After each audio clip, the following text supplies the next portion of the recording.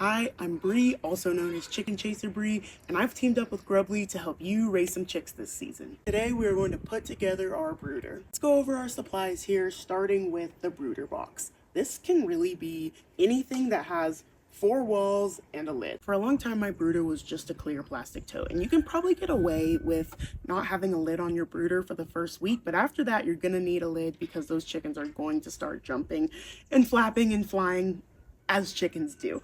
So I modified this lid here with just some hardware cloth and some zip ties. It's also really good for them to have plenty of airflow coming through the lid. I also highly recommend a clear plastic tote so that the chickens are getting plenty of natural light through the sides of their brooder. A couple years ago, I got this guinea pig enclosure and it works really well as a brooder. A few things I like about it: I've got multiple access points here, so it's really easy to get in and out, replace water and feed as needed, or get access to the chicks.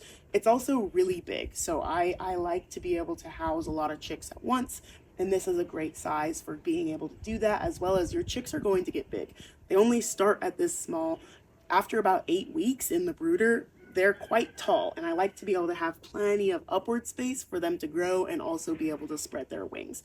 Something that I really don't like about it is that chicks can get dusty. After your first week of bedding, you're going to see a lot of dust. Because it's not extremely enclosed like a tote would be, there is a lot of dust accumulation outside of this brooder once we get them onto actual bedding. It's something to keep in mind because chicks do produce a lot of dust, so it's very important to put your brooder in a place that can accommodate that well. Typically, I like to keep mine in the garage. So you've got a few different brooder options. A plastic tote works great, some sort of rodent enclosure. This one's for guinea pigs, but rabbits, hamsters, something of the sort could work like that. I've also seen people use galvanized stock tanks or even plastic stock tanks. They're nice and big and they have a tall surface area so that your chicks can grow big as well. And you could also use something like a wooden box. Whatever is going to be easiest for you and affordable to you is what you should be using for a brooder.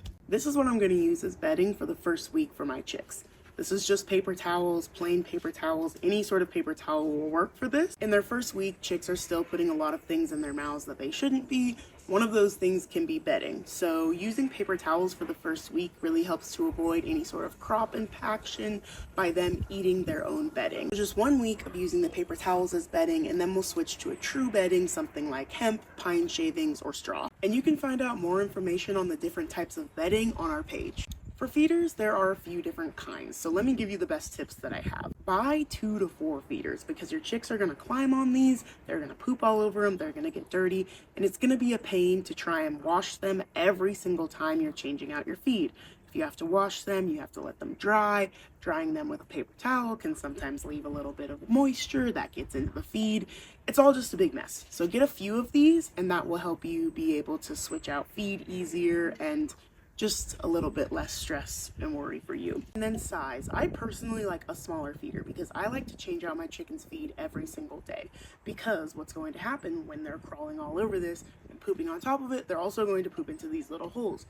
Poop is going to get into the feed, and I just like to be able to switch it out each day. This allows me to have a lot less waste. If you have a big feeder and you need to switch out the feed that's in it, that can be a lot of waste, so I prefer to go for these smaller feeders. For waterers, I really just like to keep it simple with one of these. I'll buy a few of these bases and then just use a regular mouth mason jar because they fit perfectly on here, and the bases are relatively cheap. I like these waterers because they're super easy for the chicks to use, they're inexpensive, and they're really easy to clean. And I'm not sure how true it is, but I heard that chickens really like the color red, so using these red bottoms will attract your chicks to water. I don't know how accurate that is, but maybe. So I just buy the red just in case. Some other forms of waterers are going to be like your cup watering system, which I use for my hens. I found that it's a little bit more difficult for the chicks to understand and get used to, and they weren't drinking nearly as much water as when I was using one of these very simple waterers. And you'll also find waterers that are kind of like dibbers.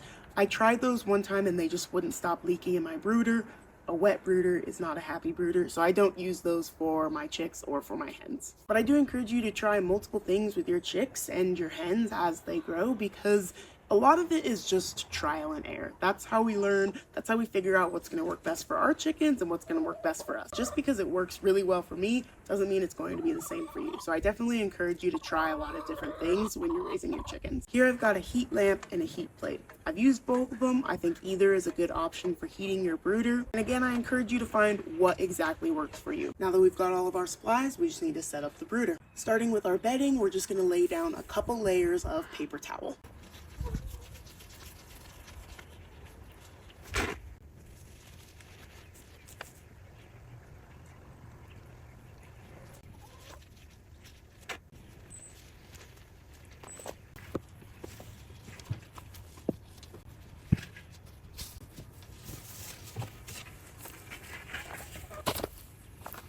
Obviously, we're going to set this brooder up inside, and we're outside right now, but I did want to show you where the heat lamp would go if you're going to use one. So you're going to want it on this side. So you leave one cool side and one warm side.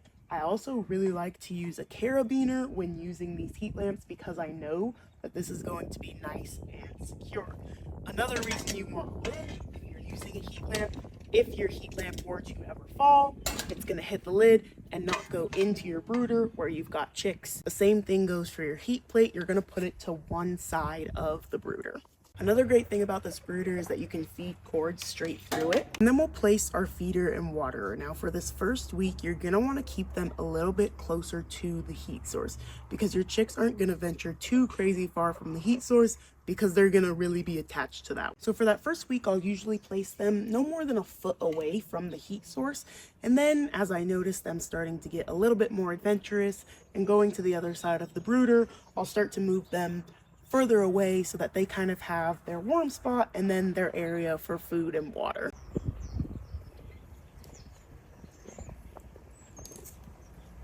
It really is just a simple setup, and that's exactly what you want. Your chicks aren't going to need very much in their first few weeks of life, and this makes it a whole lot easier for you to keep track of everything, be able to change water and feed every day, and also cleaning because you are going to have to constantly clean, and having a simpler setup is going to make your life so much easier. So we've got our brooder set up. Let's talk feed and supplements. Grubly offers a full line of feed and supplements for your chicks to help them grow and thrive. Starting with their chick feed, these come in the form of crumbles, and you want to feed your chicks, specifically chick feed, because there is a different formulation and amount of protein in chick feed versus feed for hen. My favorite thing about the Grubly Farms chick feed is that it's non-medicated, which means it is all natural. It has great things in it like grub protein and peas and marigold and sunflowers, all really good things to help your chicks grow strong. As soon as I bring my chicks home, I start them on chick grit. Grit is so important for chickens because it aids in digestion. Our chicks can put things in their mouth that they're not supposed to, like their bedding, and their crops can get impacted if they don't have the aid of grit to help them break things down. So I always put a little bit of grit within their food just in case they need it. And finally, we have a prebiotic and probiotic supplement. This is great because you can use it for your chicks and your hens.